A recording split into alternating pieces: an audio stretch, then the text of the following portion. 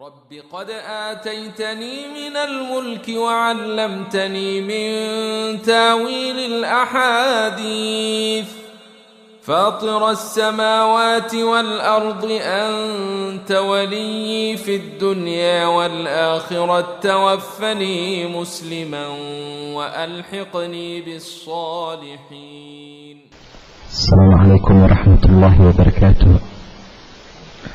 بسم الله الرحمن الرحيم. الحمد لله رب العالمين والعاقبة للمتقين ولا عدوان إلا على الظالمين، وأصلي وأسلم على نبينا محمد على آله وأصحابه ومن اهتدى بهديه إلى يوم الدين. kitaabkii rawdatul anwaar ayaan ku jirnaa weli ee siirada nebiga sala allahu calayhi wasalam. waxaa noogu soo dambaysay khaswadii iyo dagaalkii bani mustaliq inay raaceen koox munaafiqiinta ka mida, hadda ka horna aan weli u bixin. ceelkii muraysiic ayay ku dagaalameen laba wiil oo ninna muhaajir yahay ninna reer ansaareed ahaa. way isku hawarwacdeen, dadkii waa ku soo kala orday. rasuulkuna wuu dhexdhexaadiyey sala allahu calayhi wasalam. waxaan soo ogaanay madaxoodii cabdullaahi ibnu ubaya ahaa inuu la socday. habarkii markuu gaarayna ciil ayuu la huray.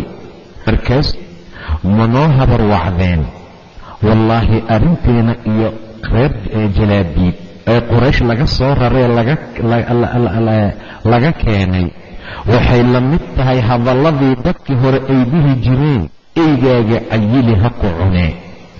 annagaa isku keennay oo dharjinay inay noo habarwacdaan. ilaahay waan ku dhaartay buu yidhi, haddaan madiina ku noqono ninka cisiga badan baa ka saari doona magaalada kan dulliga ah. cisiga asuu iskula jeedaa, dulligana nebiguu haystaa sala allahu calayhi wasalam. fitnada ayadaa ayaa meesha ka dhacday. raggiisii ayuu ku yidhi, idinkaa waxaa keenteen, beledkiinnii baad soo dejiseen, xoolihiinnii baad qayb ka siiseen. amaa wallaahi low amsaktum canhum lataxawaluu ilaa gayri daarikum. jooda aad ku wadaan beledkiina meel aan ahayn ayay markaa aadi doonaan. wa kaana macahum micigooda ayuu ahaa, wa kaana waxaa ahaa macahum micigooda xiinamaa qaala markuu odhanahayay maa qaala wuxuu dhahayay ibnu ubay, cabdullaahi ibnu ubay ibnu salool markuu hadalkaa dhahayay waxaa la joogay shaabun wiil dhallinyaro ah, mu'minun mu'min ah, qawiyul iimaan, iimaankiisuna uu xoog badan yahay. ku yar oo saxaabada ka mid ah oo iimaan xoog ah leh. zayd ibnu arqam buu ahaa, lam yasbir, waa adkaysan waayey. wuxuu u sabri waayey calaa haada alhuwaa'i, qaylada huwaa'daa iyo qayladaa ay sameeyeen munaafiqiinta, xataa ablaga alkhabara, ilaa khabarkii uu gaarsicelin waayey. nebigu intuu dad u yiri yuu hadalkii u soo sheegay. fadacaa waa u yeeray sala allahu calayhi wasalam. rasuulkana ibnu ubay ayuu u wacay, cabdullaahi ibnu ubay, wasa'alahu can daalika, arrintiibuu weydiiyeyoo arrintaabuu weydiiyey oo wuxuu yidhi saasaa la leeyahee maxaa ka jira cabdullaahiyo? faxalafa waa dhaartay annahu lam yaqul shay-an, inuusan waxba dhihin oo mimaa balagahu wixii soo gaaray ah. canugan yariiska ah beentiis waayuu yidhi, rasuulka ilaahayow wax aan dhahay iyo wax lagu soo gaarsiiyey aad sheegayso oon aniga ku hadlay ma jirin. faanzala allaahu, ilaahayaa soo dejiya suurata almunaafiqiin wafadaxahu, wuxuu ku ceebeeyey cabdullaahi ilaa yowmi ddiini, ilaa maalinta qiyaamin doono, ilaa maalinta qiyaamaha. ilaahay suurad uu ku fadeexeeyey ayuu soo dejiyey ilaa maalinta yowmiddiinka laga gaaro. wa kaana wuxuu ahaa ibnu haada almunaafiqi, munaafiqa asagaa canugiisa, macnaha cabdullaahi ibnu ubay ibn salul, wiil uu dhalay wa ismuhu magaciisana aydan sidoo kale cabdullaahi la yidhaahdo.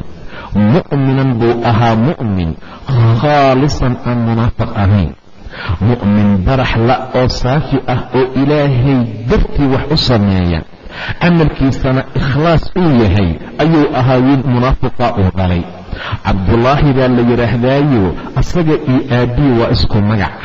soomaalidu inta badan ma isticmaasho mana taqaano laba magac oo isku mid ahoo wiil iyo aabbihii loogu magac neegir, laakiin carabtu way garan jirtay. cabdullaahi ibnu ubay ayaa markaa la dhihi jiray. wiilkaas wuxuu ahaa oo mu'min khaalis ah. fawaqafa wuxuu istaagay calaa naqbi lmadiinati, magaalada madiine albaabkeeda ayuu soo istaagay. aabbihii intuu ka soo hormaray ee albaabkii madiine laga soo gelayay ayuu istaagay, mustallan asagoo galka ka baxsaday sayfahu sayftiisa, asagoo mustalli ahoo sayftiisii galka ka siiday.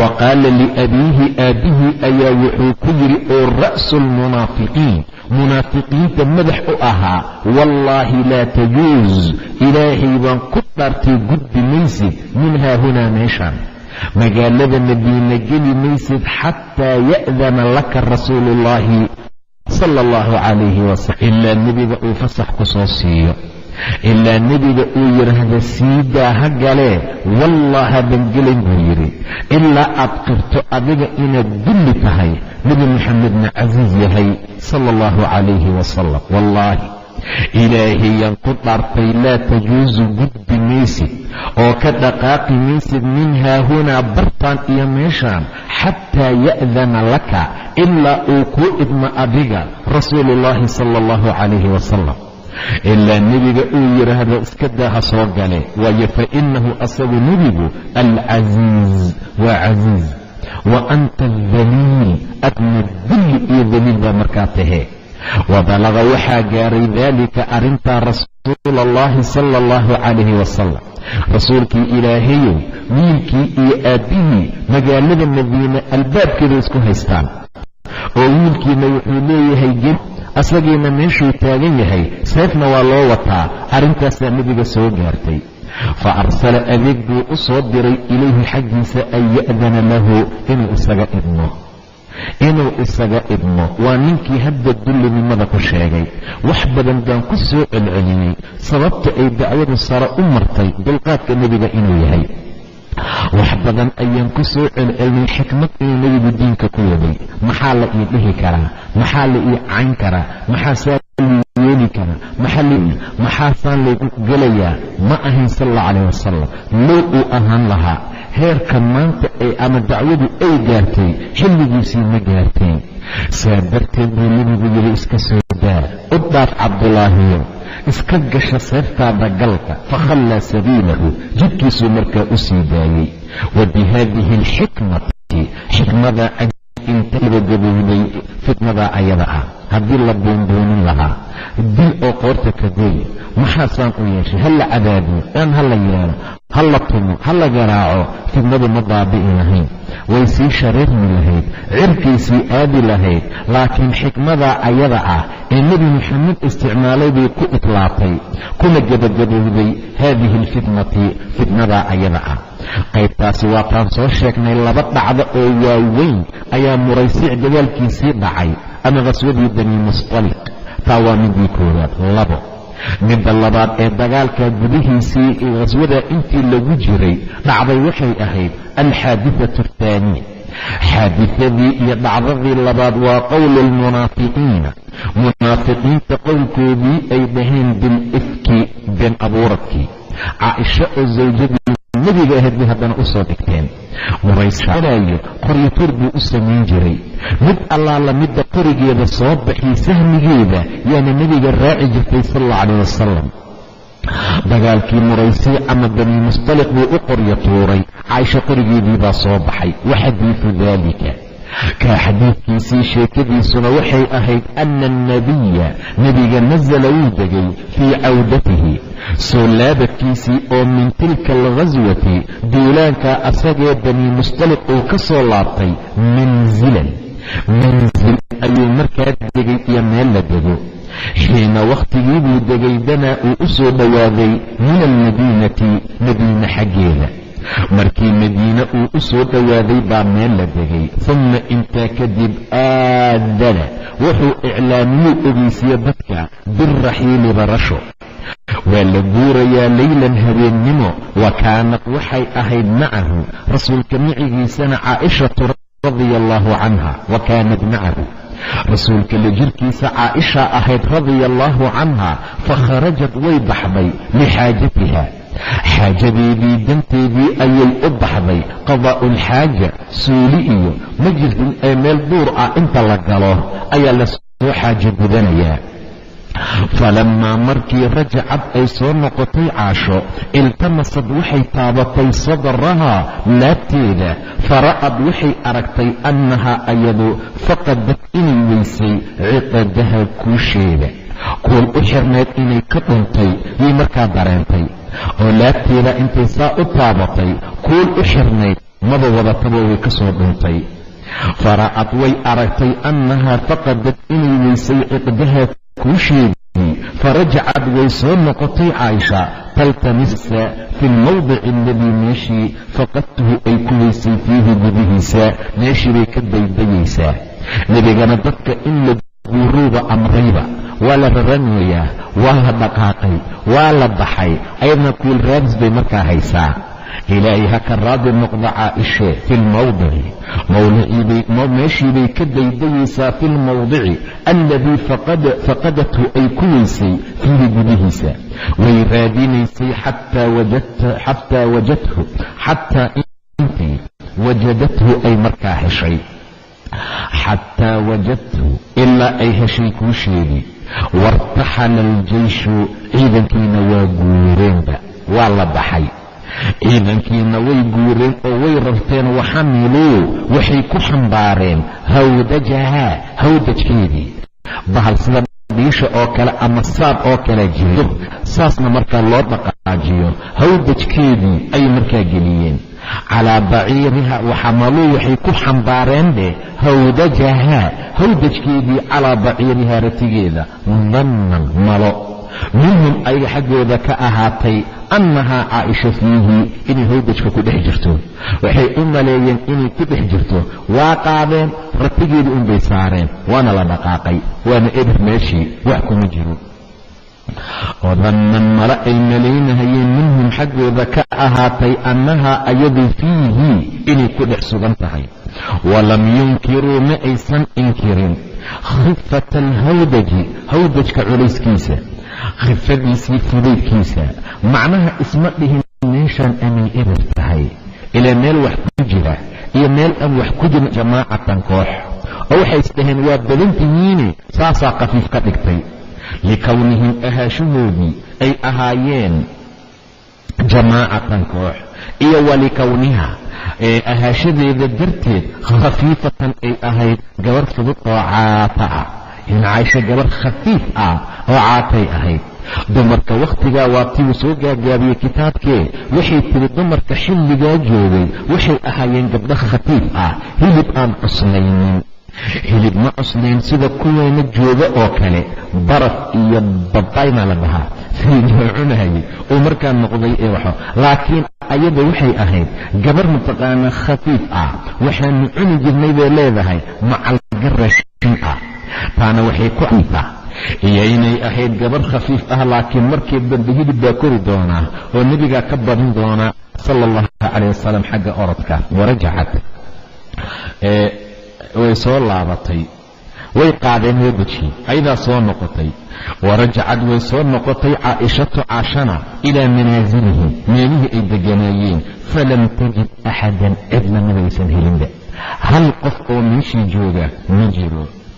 faqacadad way iska fadhiisatay hunaaka meesha. gabar caqli badan bay ahayd. waayo waan wareega oo waa ka daba tegaa. hadday dhahdo waraabaa jidka uga soo bixi karaa. dadkii oo intay soo noqdaan raadinayaa imaan karaa. booskeedii bay fadhiisatay. haddii la dhimo meeshaadaa la fadhiistaa. faqacadad way fadhiisatay hunaaka halkaa calaa annahum ayagu sayaqdifuunaha inay soo weyn doonaan oo fayarjicuuna ay u sugay makaankaa asaga ah say iqanaysan cabsanaya walbahaar ku jira hurdo kuu timaada ilaa xaggiisay ka timid subxaana wa tacaala waa raxmad. amaa adigoo kitaab qur-aan akhrinaya salaad taraawiix la tukanayo hamaansi haddaad bilowdo iyo inaad hurdo ku qabato shaydaan bay ka ahaataa. wa kaana axadu asaxaabati saxaabada mid ka mida wuxuu ahaa wahwa safwaan ibnu mucattal assulamiyi waaye radia allaahu canhu ilaahay ha ka raadi noqdee wuxuu ahaa qad baata mid baryey min waraa'i iljeyshi ciidanka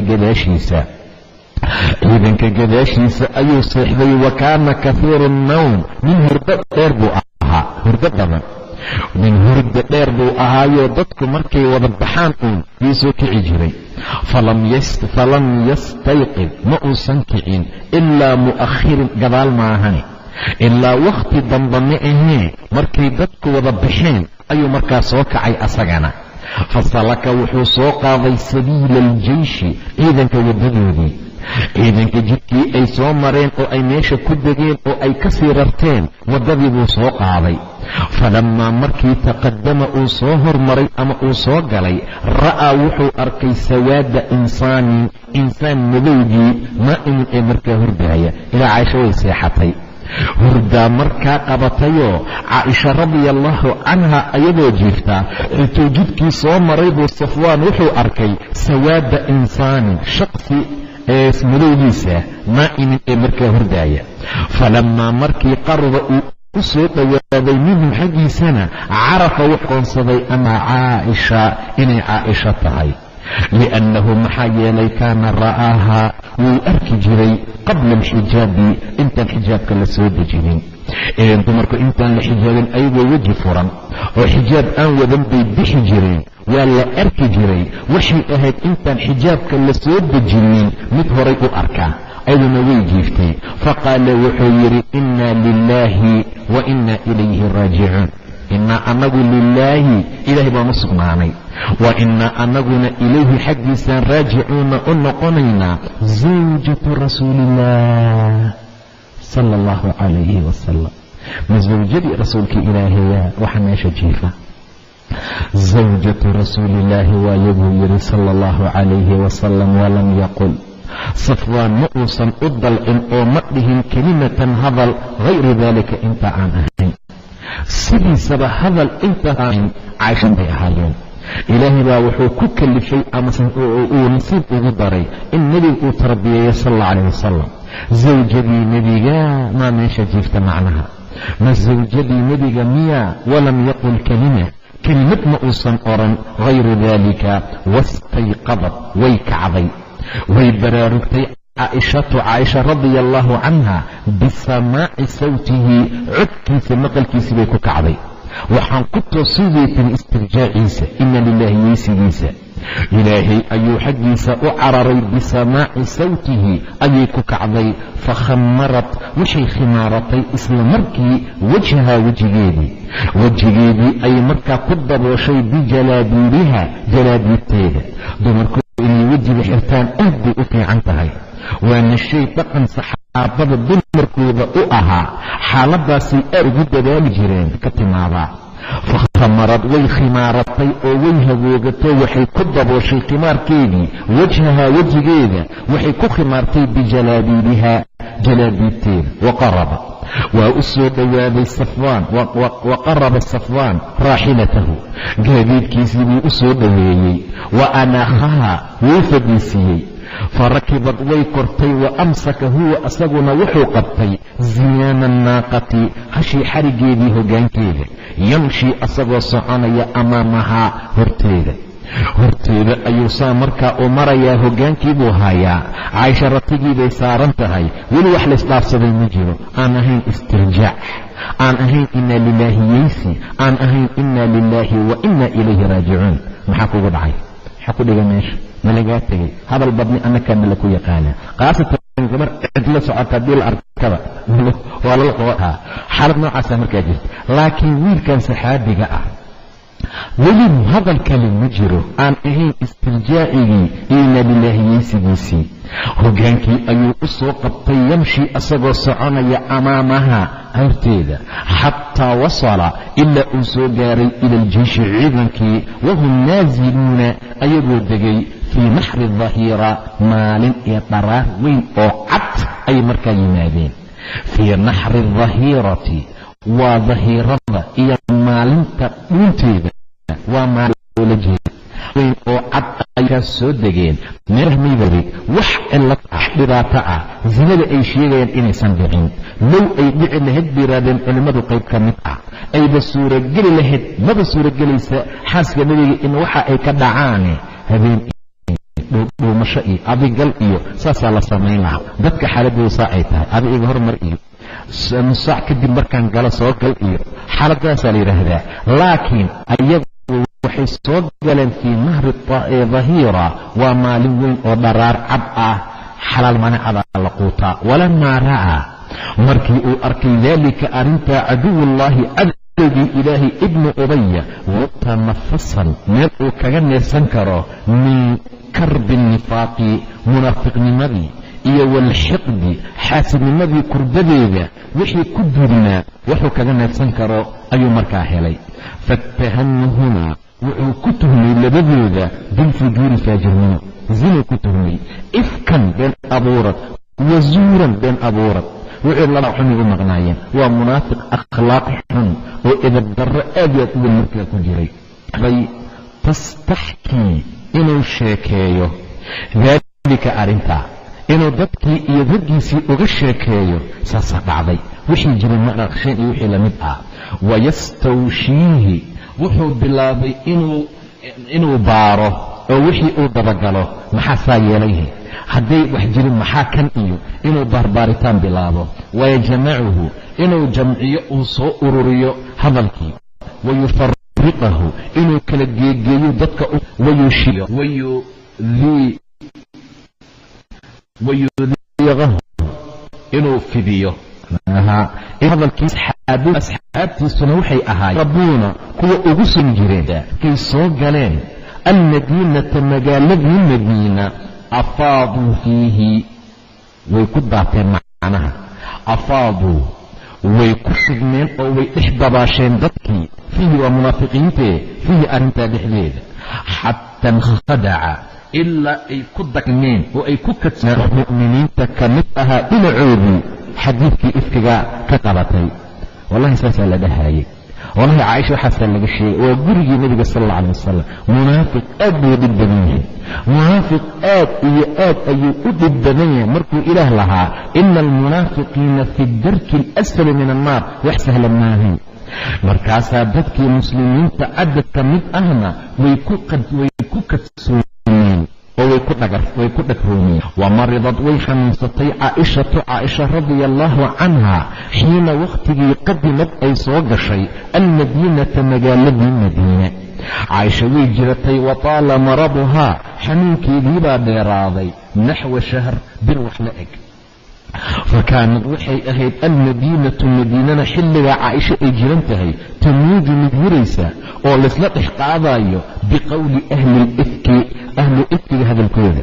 nimankii ifkiga iyo beenta waday hadalkooda ayaa ayay la hiraysaa oo meel kasta markaa laga sheekaysanayaa. wahiya ayaduna caaisha laa taclamu shay-an, waxba ma oga, wax ay kala socota ma jirta arrinta. wa inamaa kaana waxaa uun ahaa yariibuhaa mid shaki geliyey annahaa ayadu lam takun ma aysan ahayn taraa mid aragtaa allatfa naxariistii alladii kaasoo kaanad ay ahayd caaisho taraahu min rasuulillaahi sal alla alayh wasalam xiina tashtakii markay xanuunsato. ladfi iyo naxariis baa jiri jirtay rasuulka sal allahu calayh wasalam uu u fidin jiray caaisha, ayna ku arki jirtay markay xanuunsato. tidii markaa weysay. intaa waxaan ahayn oo shaki geliyey muusan jirin. fakaana sala allahu calayhi wasalam nebigu wuxuu ahaa markaa wixii ka dambeeya yadkhulu mid u soo gala calayha korkeeda fayasallim uu salaamo wayaquul uu leeyahay kayfa tiikum tiinin ka warrama, xataa caaisha waa u quuri waayey rasuulka sal allahu calayh wasalam. ilan qayb ma oga haddaan loo waxyoonin. hadalladaasaa suuqa ku jira. caaisha waxba ma fahmin oo ma aqoonsan ilaa dareenkii geliyey in nebiga sala allahu calayh wasalam uu u soo galo uu yidhaahda tii ka warrama. kayfa tiikum buu leeyahay tiinii ka warrama. uma yarjicu waa noqonayey walaa yajlisu cindahaa agteedana ma fadhiisan jirin. wa kaana wuxuu ahaa sala allahu calayhi wasalam rasuulka nebigu wuxuu ahaa tuwaala haadihi alfatrati muddada iyo wakhtigaa dheerdheeraaday saakitan mid aamusan. nebigu waa iska aamusnaa laa yatakalam midaan hadlin buu ahaa.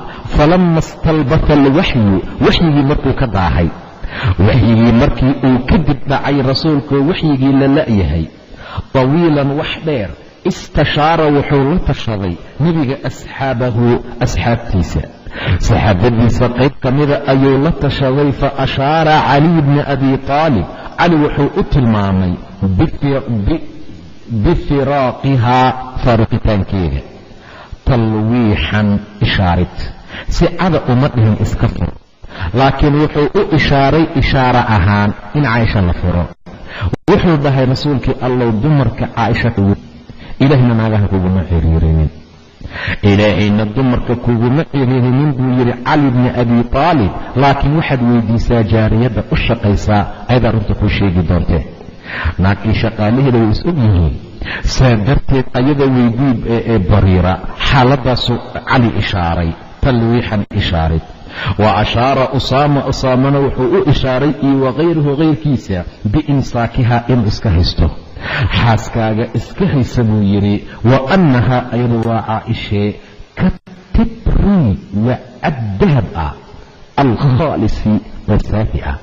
tibriga cadka dahabkana waa la yidhaahdaa. waxaa kaloo yidhaahdaa qalinka. waa qalin aad iyo aad u qiimo badan. qalin qiimo badan waaye buu yidhi ama caaisha. wa annahaa caaisha ka tibri alkhaalisi waa gobol dahab ah oo khaalihi wasalam. rasuulku wuxuu ku istaagay cala almimbari mimbarga xumaantiisii dhibkiisuu iga soo gaaray. wa kaanat alishaaratu ishaaraduna waxay ahayd uu ninkaa tilmaamayo ilaa cabdullaahi bni ubaya ninka lagu magacaabo. ninkaas ayuu isticdaar ka qaatay nebiga. fa adhara wuxuu u muujiyey sayidu alaws aw sayidkoodii raqbatahu raqbada uu u qabo fii qadlihi dilkiisoo wuxuu yidhi ninkii reer aws ahaa rasuulkii allow hadduu annaga naga mid yahay ninkaa qoortaan ka goonaynaa. haddii walaalaheen reer khasraj uu yahayna adaana amraaya amarkaagaan samaynaynaa. cabdullaahi waa reer khasraj. fa akhadat waxaa qaadatay alxamiyatu xamiya dhiigaa dhaqaaqay bay dhahan soomaalidu. sayidu khasraj reer khasraj sayidkoodii idan cabdullaahi bni ubay ayaguu ka mid yahay. ninkaasna xamiye iyo danaano iyo hiilaa qaaday. lianna ibna ubaya kaana minhum ayaguu ka mid ahaa. ma dili kartid buu yidhi, munaafiq baa tahay, saanaa tahay, mana ku dhici kartid inaad markaa disho. nin reer oos ahaa hadlay, wuxuu la hadlay sacad, markaasuu yidhi adigaa munaafiq ah, been baad sheegaysaa, waana dilaynaa, munaafiq baa tahay. labadii qabiil baa isku kacay. fatafaawaruu waxaa isku soo booday alxayaa labadii qabiil xataa khafadahum rasuulu ullaahi sala allahu calayhi wasalam ilaa nebiga uu dejiyey ee uu khafiifiyey ee uu kala dhex galay ee uu yidhi joojiya waxaad markaa ku socotaan. caaisha aad bay u tiri ninka lagu magacaabo reer khasrajka ahaa sacad, wallaahi kaana rajulan saalixan qabla dalik. markaa ka hor nin fiican buu ahaa bay tiri, laakiin xamiye iyo hiilo iyo danaana qaaday. qisadu qisadeer buurat. wabilaahi towfiiq wallahu subxaanahu watacaala aclam.